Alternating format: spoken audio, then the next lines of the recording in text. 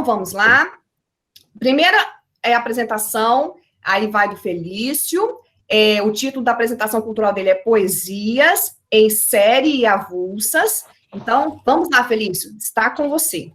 Tá, vou subir a apresentação aqui, vocês me falam se vocês estão conseguindo ver, tá bom? Ótimo. Deixa eu ver, tela inteira.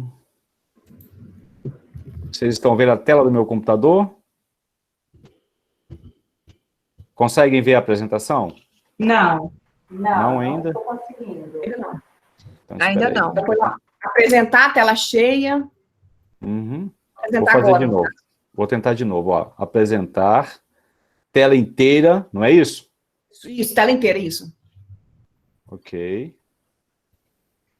Compartilhar. Não foi, né? Não apareceu para vocês, né? Não.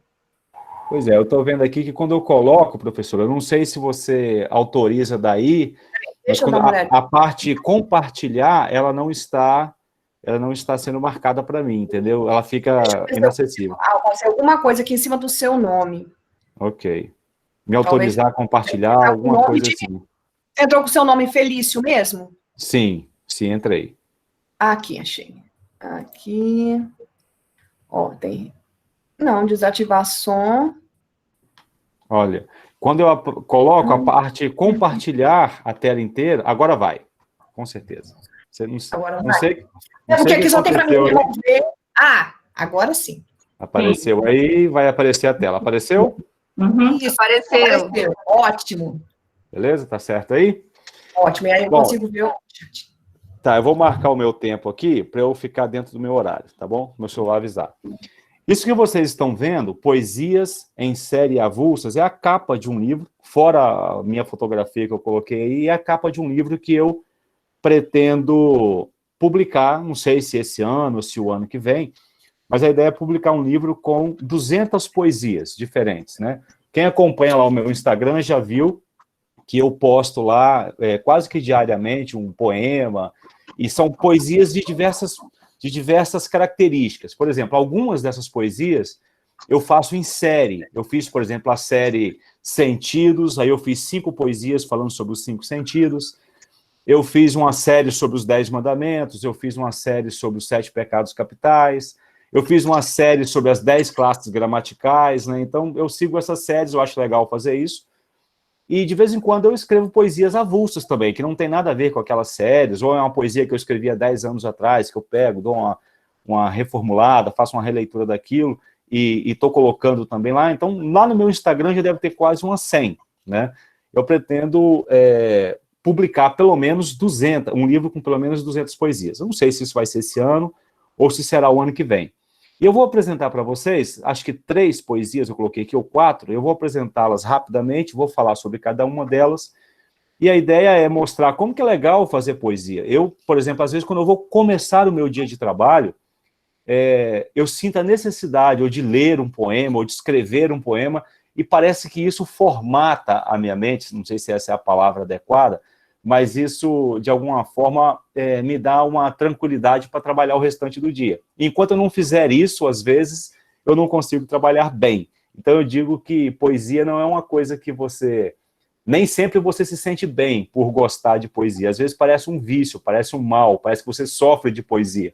Enquanto você não vai ali e se alimenta disso um pouco, você não consegue fazer as demais coisas. Pelo menos comigo é assim.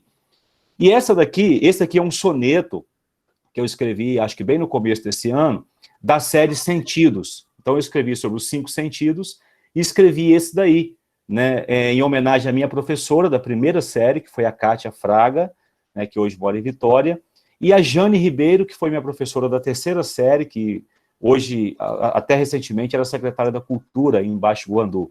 E são 2 pessoas assim que eu amo de coração, que foram muito boas professoras e que influenciaram muito a minha vida. E aí eu fiz esse soneto aí para elas. Vou ler o soneto agora e depois eu vou mostrar alguns detalhes do soneto. Bem, o título da poesia é Lembranças de Mimeógrafos, né? E faz parte da série Cheiros. E diz assim a poesia: as águas trovejantes de dezembro, com cheiro de lavoura pendoada, cheiro de chuva e de terra molhada, tão marcante cheiro que eu ainda me lembro. Das papas e pamonhas amarelas, lembro das folhas mimeografadas, das minhas professoras perfumadas, do cheiro do abraço que ganhei delas. Quisera morar naquele segundo, eu, as professoras, a chuva e o perfume. Mas não havia selfies, nem fotógrafos.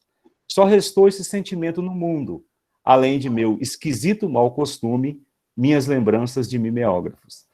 Então, é uma poesia que eu procuro trabalhar um pouco de memória, né, relembrando os cheiros da minha infância. Eu morava num sítio, então chovia muito, tinha muito cheiro de barro, de terra molhada, tinha muito cheiro de coisas feitas de milho, e um cheiro muito marcante da escola era do álcool, da folha de mimeografada, a maior parte de nós passou por aquilo ali, e as professoras que eram tão cheirosas, e quando abraçava a gente, eu me lembro que essa professora mesmo da primeira série, ela me deu uma camisa, quando eu fiz 7 anos, ela me deu uma camisa de presente, ela me deu um abraço, mas foi um abraço tão envolvente, ela era tão cheirosa, que eu fiquei imaginando em que lugar do mundo poderia haver um perfume como aquele. E se tem uma coisa que marca a gente, é um perfume, né? Você sente um cheiro hoje, e daqui a 10 anos, se aquele momento foi intenso, com certeza aquele perfume vai te trazer essa memória. Do ponto de vista formal, aí está o soneto. Eu não vou lê-lo novamente, mas vocês podem perceber, não sei se percebe o mouse, quando eu passo o mouse aqui, mas acho que a caneta sim. Se eu pegar a caneta aqui, vocês vão conseguir ver. Né? Vou pegar aqui, ó. Se vocês olharem aqui, vocês vão ver que são 2 quartetos e 2 tercetos, ou seja, né, as 2 primeiras estrofes têm 4 versos, as 2 segundas estrofes têm 3 versos, e cada verso tem 10 sílabas poéticas, exatamente cada uma. Então, um soneto é um tipo de poesia um tanto quanto desafiadora para fazer, porque você tem que estar medindo o verso, contando as sílabas.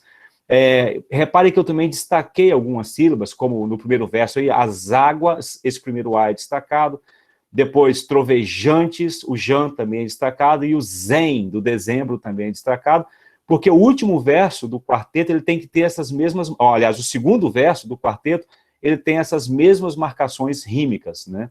Então, o soneto é, de fato, uma poesia um pouco mais desafiadora. E aqui uma poesia avulsa, chamada O Ciúme. Eu gosto muito, eu estava lendo os poemas da modernidade, especialmente do Mário de Andrade, e aí eu senti vontade de escrever esse poema, né, com base numa experiência também que eu tive em atender uma pessoa que teve um problema sério com a esposa e tal, e aí eu escrevi esse poema aí, que é O Ciúme, né, e esse daí não tem a ver com nenhuma série, é uma poesia avulsa. Eu vou ler o poema. Ele diz assim: José, uma vez sentiu ciúme, não entendeu e perturbou-se. Talvez fosse aquele perfume, talvez fosse, e se não fosse? Estrebuchou, rolou no chão, mas nada, continuou o afeto.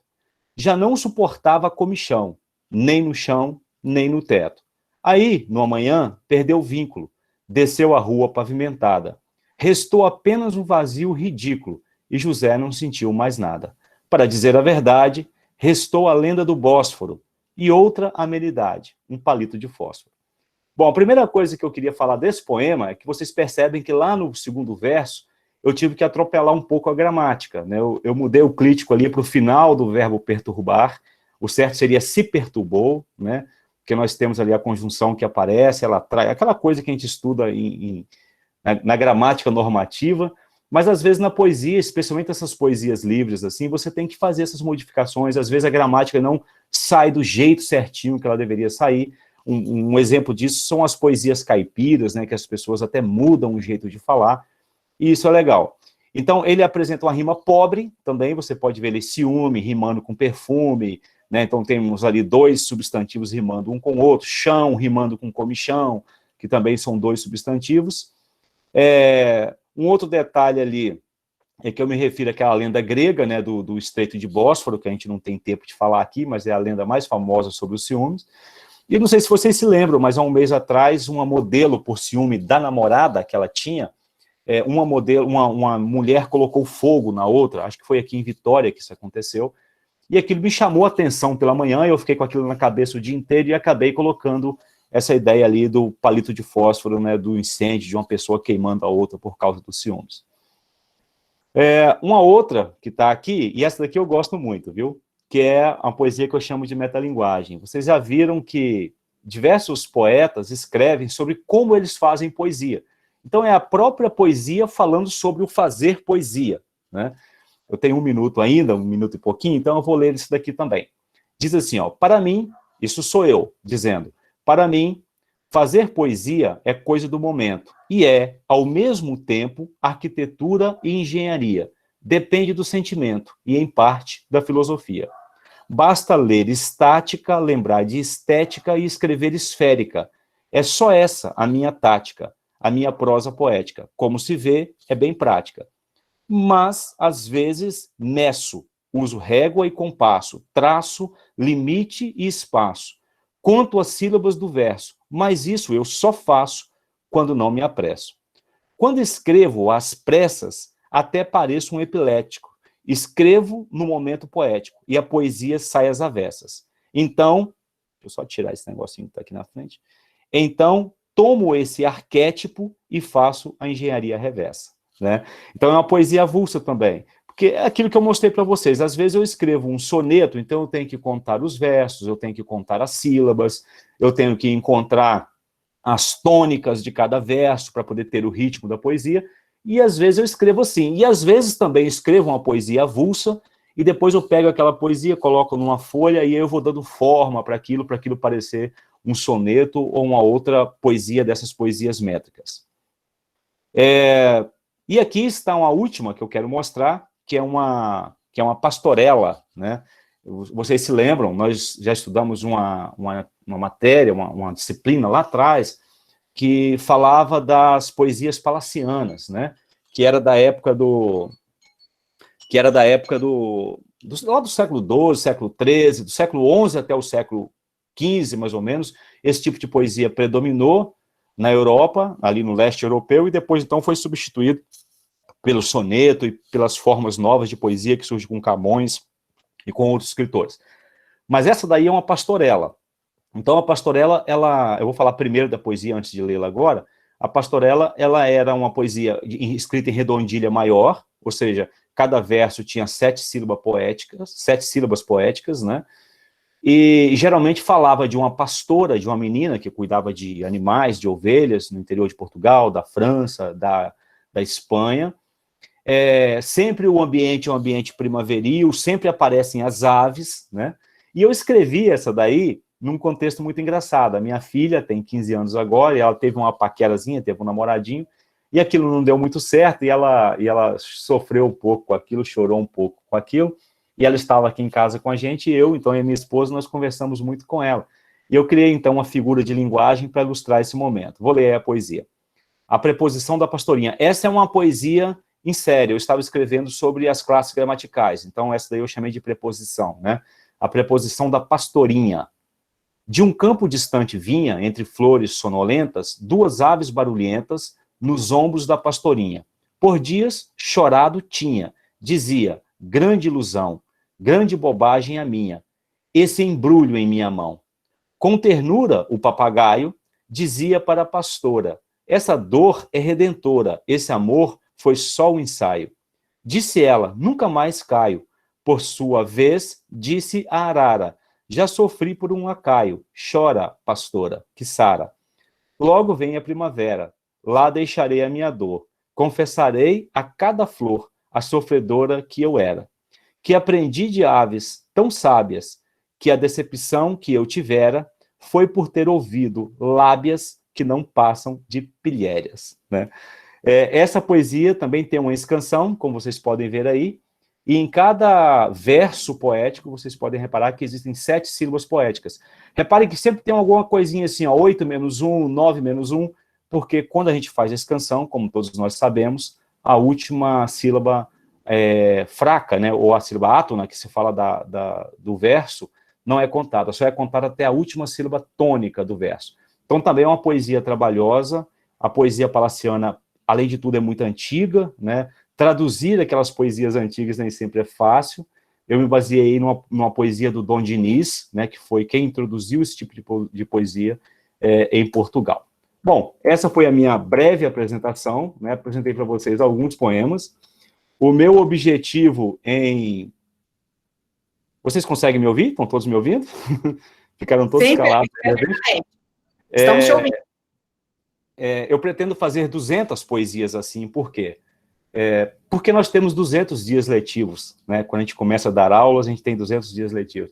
Eu não vejo uma maneira mais interessante de se começar uma aula, seja na educação básica, ensino fundamental e médio, ou numa faculdade, em qualquer lugar onde nós estivermos, eu não vejo uma melhor maneira de começar uma aula de língua portuguesa que não seja apresentando um poema. Eu acho que o poema, ele cria esse ambiente, ele prepara o nosso espírito para a gente entrar nessas coisas bonitas que a língua portuguesa tem para nos apresentar. Era só isso. Obrigado aí pela atenção de vocês.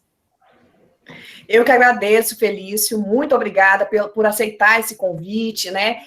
Assim, você contribuiu muito para a nossa noite, tenho certeza. E assim, poxa, eu tenho milhares de coisas para falar, mas a gente não vai ter tempo suficiente.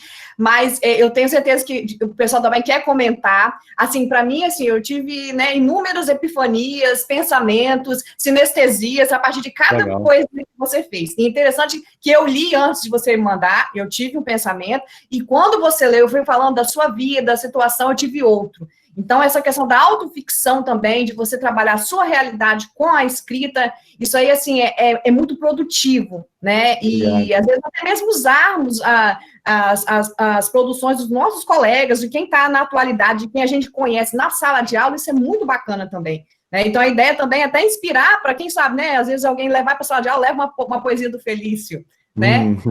Bom, assim, gostei muito da maneira como você não só leu, explicou e foi didático também, né? Levando a metalinguagem, falar a tá? Parabéns.